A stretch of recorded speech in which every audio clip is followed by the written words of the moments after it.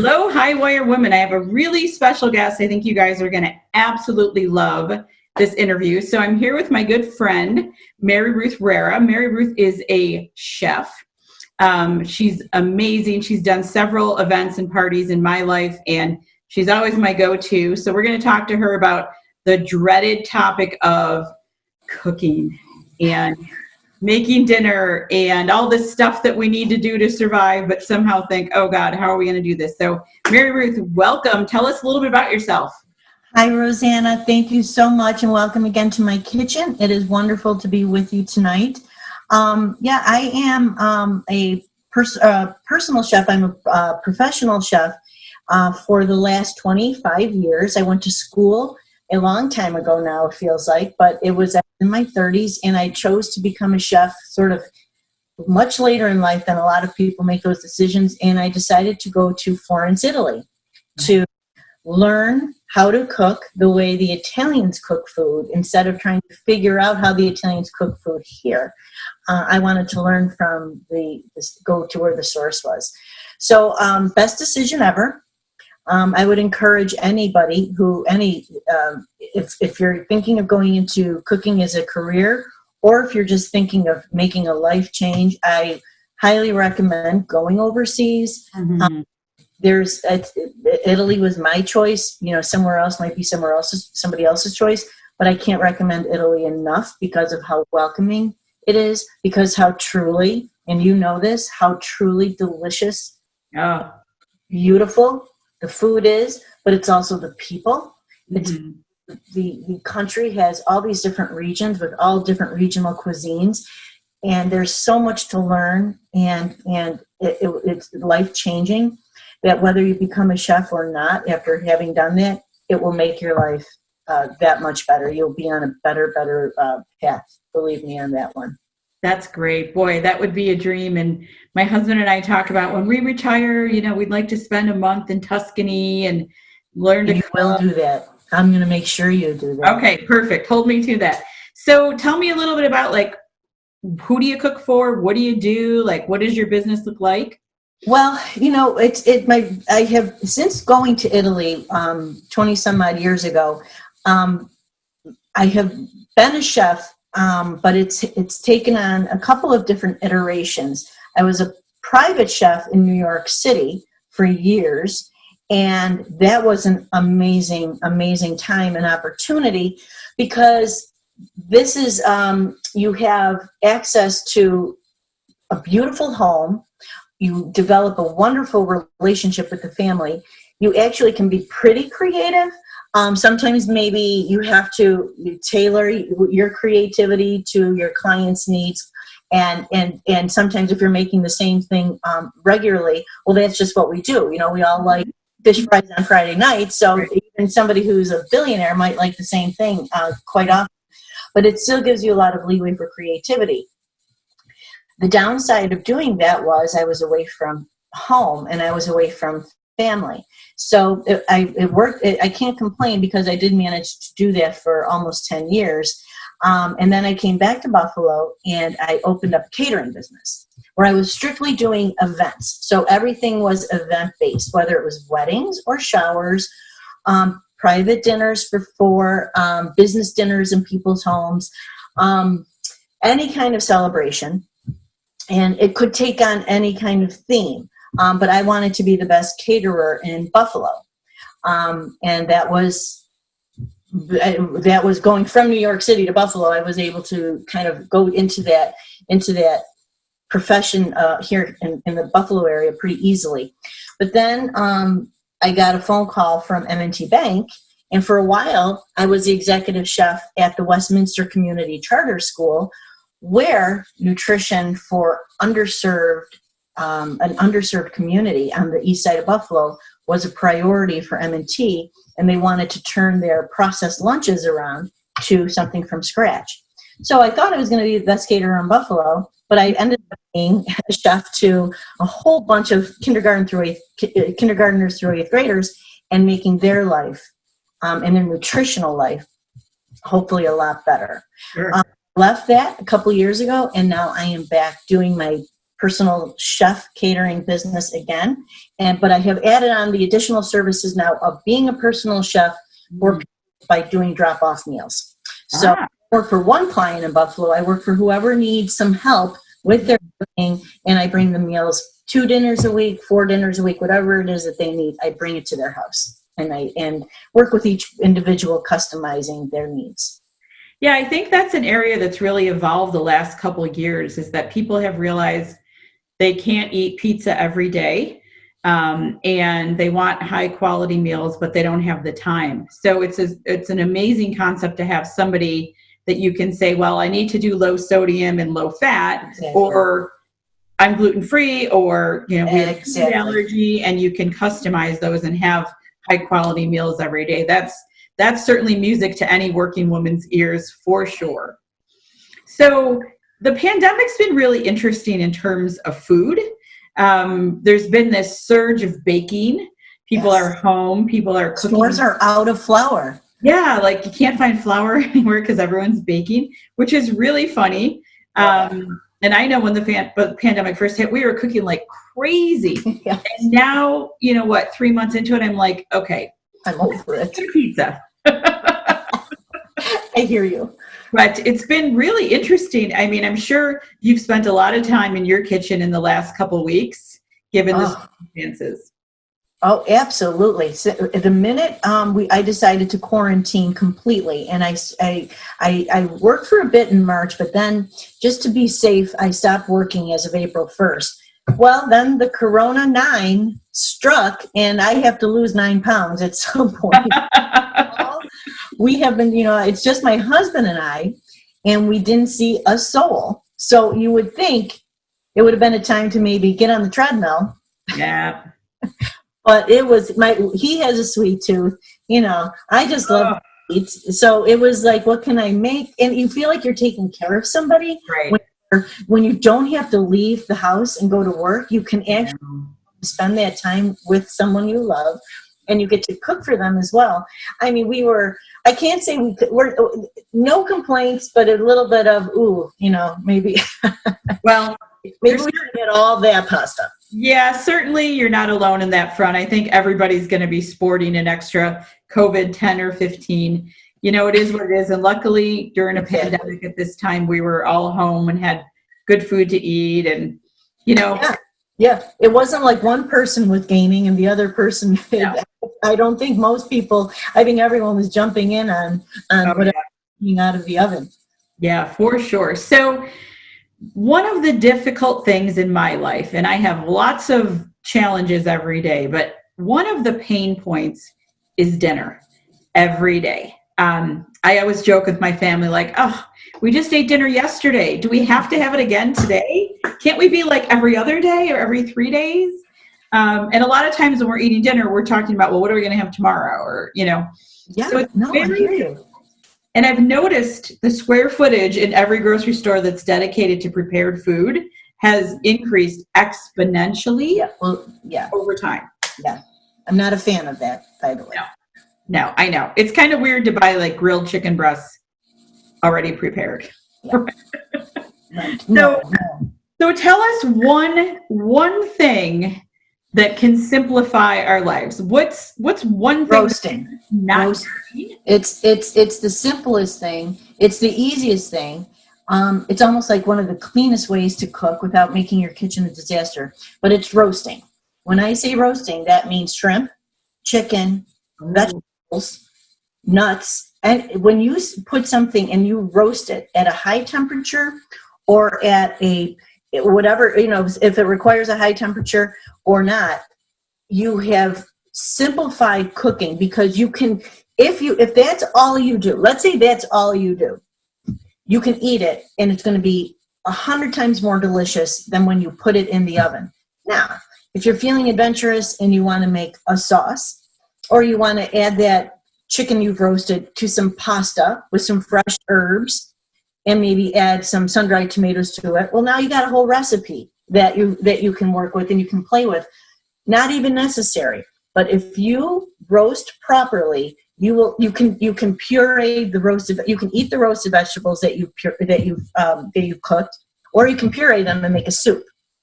So roasting is, to me, the way to always kind of have something going on without it feeling like a lot of work. Think about either what you have in your freezer and your fridge, what's seasonal, what ingredients make sense for the season, and again, just think about roasting those items. You can, reach out to me and I'll tell you if you got cauliflower in the fridge, or if you have eggplant in the fridge, if you have some funny looking tomatoes in the fridge, don't throw anything out. Let's cook with those things. And you have not just one meal, you could probably have several meals. You could probably have roast chicken, and then you could have chicken salad. And it is my go-to. Whether if my husband is sick of me roasting, I don't think he is. It really is the way to make the food the most flavorful and with the least amount of work. So everyone, the word of the day is roast. And, recently somebody turned me on to roasting broccoli. Yes. Oh my God, with a little bit of olive oil, roasted with salt and pepper. Oh my God, it's amazing. See, that's all I'm saying. It could be, and you can pick your vegetable. You could pick your vegetable. There's very few things that can't be roasted. Roast some carrots with some eggplant. Then with some olive oil and fresh mozzarella. Boom. You have lunch, you have a side dish, or you have a salad. It is like a lifesaver. Oh, you're making me hungry just talking about this. So tell me what you're going to make for us today. Something that's simple and easy. Yes. Well, I didn't roast anything. I kept it even so much easier that I want women who have been working maybe a 10-hour day, possibly even have to feed a family, to consider this hors d'oeuvre I'm going to show you so easy that they would want to make it midweek. So this is, I feel like appetizers and hors d'oeuvres usually are tied to some sort of, entertaining of some kind. Yeah. This is so easy. You're going to want to have friends over midweek. And these, I am not doing this gluten-free.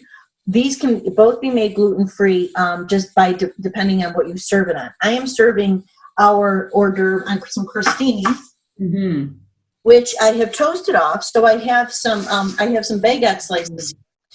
I did put those in a 375-degree oven ahead of time. That was the most work I've done. And with a little bit of olive oil for 5 minutes. You can do that the day before and just keep them covered. Okay. Do them right before. But that's something you can do ahead. I did ahead. The rest of what I'm going to show you are 2 Italian flavor. The one is absolutely 100% an Italian dish from Emilia Romagna, the city of Bologna. And then the other one is I put my own little Italian spin on it. So we're going to do 2 crostini toppings with a glass of white wine this summer. This would be a lovely thing to serve outside. The first one is a mortadella. It's a creamy mortadella mousse. All it is, and I diced it up. This is a 1/4 pound of mortadella with the pistachios, and I just cut it up in big chunks.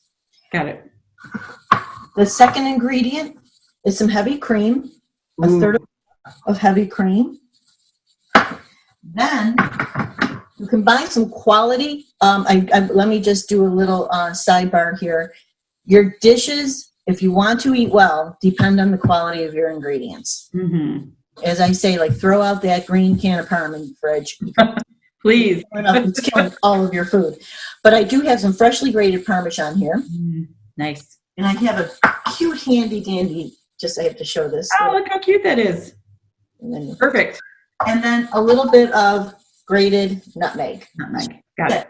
So this is going to come together in about 30 seconds. So once I have toasted the baguette, the rest of it's going to take a total of 60 seconds. So I'm going to put this mortadella in my Cuisinart processor.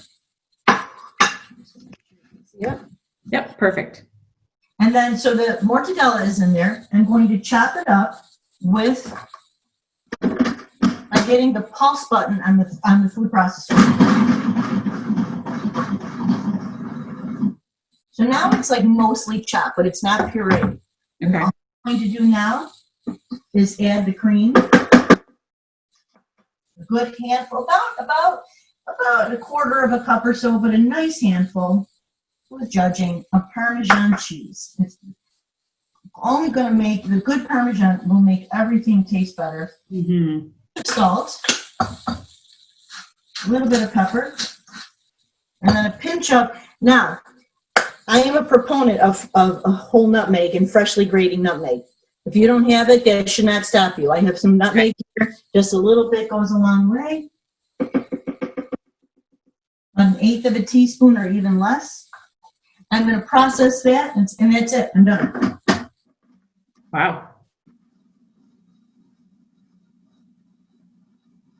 Want to do this until it's pureed.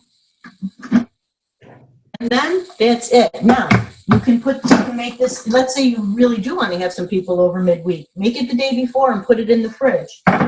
Sure. I'm going to transfer this to a little bowl, but I'll make the crostini in just a moment. You scrape it down. You got a nice creamy mousse here. Oh yeah, look at that. Mm-hmm. The flavor, if you love mortadella, it's a wonderful Italian meat. We compare it to our American bologna, but it really is got much more deeper. It's a little more smoky kind of bologna, and that's it. So mortadella mousse is all set. That crostini can be topped any moment now. And then what you can do is, I have some chives. You can just put some chives on for fish or some fresh capers. The next one is so easy. It's almost ridiculous. And I feel like I'm giving away a catering secret, even showing you ridiculously. But the flavors are just so wonderful. And again, this is for, you can always try the more elaborate things when you have the time. But if you're just looking for something easy and quick, all we're going to do, so what I have here is some brie. I have a medium intensity brie. Pick your favorite kind. You could also use a taleggio or a camembert or a mild brie or a more intense brie. I just went with a medium brie. And I am going to just spread that right on my crostini. Mm-hmm.